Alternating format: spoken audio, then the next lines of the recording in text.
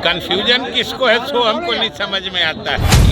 ये तो होना ही था, किसी को भ्रम में रहने की जरूरत थोड़े। नमस्कार, आप देख रहे हैं देशवा न्यूज। मैं हूं प्राची सिंह आपके साथ। लोकसभा चुनाव नजदीक है, ऐसे में बिगुल फूंकने बिहार की धरती पर इस बार नरेंद्र मोदी फिर से आ रहे हैं। वहीं जमुई लोकसभा में जहां चिराग पासवान वर्तमान में सांसद है और उनके जीजा जी इस बार उम्मीदवार है, वहां बिगुल फूंकने के लिए इस बार नरेंद्र मोदी आ रहे हैं चिराग पासवान की कर्म भूमि पर।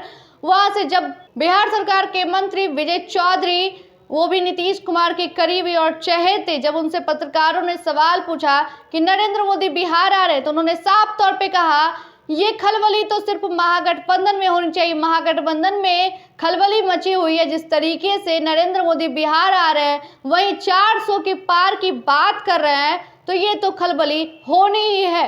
आगे क्या कुछ कह रहे हैं विजय चौधरी, पहले उनकी बातों को सुनिए। भी आ रहे हैं, क्या सिनेरियो देखते हैं सर आप? सिनेरियो तो साफ है, कंफ्यूजन किसको है सो हमको नहीं समझ में आता है। किसी को भ्रम में रहने की जरूरत थोड़े, मामला क्लियर है। महागठबंधन में अभी भी सर उम्मीदवारों की घोषणा नहीं हो पाई है सर अभी।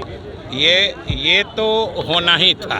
तो आपने साफ तौर पे सुना, विजय चौधरी का कहना है कि नरेंद्र मोदी बिहार आ रहे हैं, इससे जनता काफी खुश होगी। और वहीं लोकसभा चुनाव को लेकर उन्होंने कहा साफ तौर पे हमारी सरकार इस बार फिर से आएगी। वहीं चुनाव प्रचार प्रसार के लिए उन्होंने साफ तौर पे कहा चुनाव प्रचार प्रसार करना ही लोकतंत्र की जननी है। और वही बता दें कि जमुई लोकसभा क्षेत्र में जहां चिराग पासवान की धरती और वहीं नरेंद्र मोदी आ रहे हैं, वहां महागठबंधन की ओर से अर्चना रविदास, जो कि लालू प्रसाद यादव की करीबी, सबसे करीबी माने जाने वाले, वहां से प्रत्याशी हैं। जहां अरुण भारती, जो कि चिराग पासवान के अपने बहनोई हैं, उनका आमना सामना होगा। और उसी धरती पर जिस तरीके से कहा जा रहा है कि नरेंद्र मोदी बिहार आ रहे हैं, 40 सीट पर विजय प्राप्त होगी, वहीं इस बार 400 के पार होगी। और देखना होगा कि सच में जहां मोदी की गारंटी 400 पार की बात हो रही है, क्या सच में 400 पार होंगे? जहां चिराग पासवान का क्षेत्र है,